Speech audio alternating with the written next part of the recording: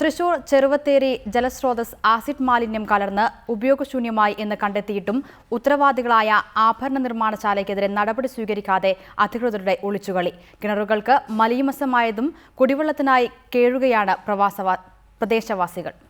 അമ്ലതയുടെ പൊള്ളലുണ്ട് ചെറുവത്തേരിയിലെ സ്വകാര്യ സ്വർണ്ണാഭരണ നിർമ്മാണശാലയ്ക്ക് ചുറ്റുമുള്ള പ്രദേശത്തെ 100ഓളം കിണറുകളിലെ വെള്ളത്തിന്.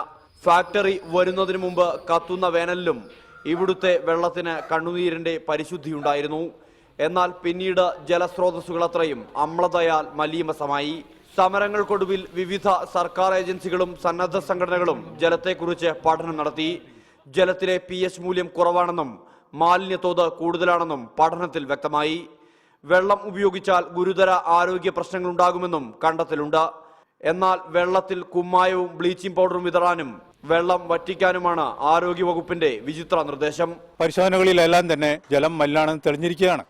അപ്പോൾ ഈ സാഹചര്യത്തിൽ പോലും ജനങ്ങളുടെ കുടിവെള്ള പ്രശ്നത്തിന് പരിഹാരം കാണാനോ ഈ സ്ഥാപനത്തിനെതിരെ എന്തെങ്കിലും നടപടിയെടുക്കാനോ അധികാരികൾ മുന്നോട്ട് വരാത്ത ഈ ഒരു സാഹചര്യം.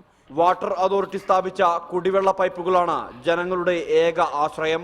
ഇതിൽ എത്തുന്നതാകട്ടെ ചെളിവെള്ളവും. കിണറുകളിൽ ആസിഡ് മാലിന്യം കലർന്നതിന്റെ ഉത്തരവാദിത്തം ആഭരണ നിർമ്മാണശാലയ്ക്കാണെന്ന് തെളിവുകളുണ്ടായിട്ടും നടപടിയെടുക്കാത്തതിനെതിരെ നാട്ടുകാർ നിയമയുദ്ധത്തിലാണ്.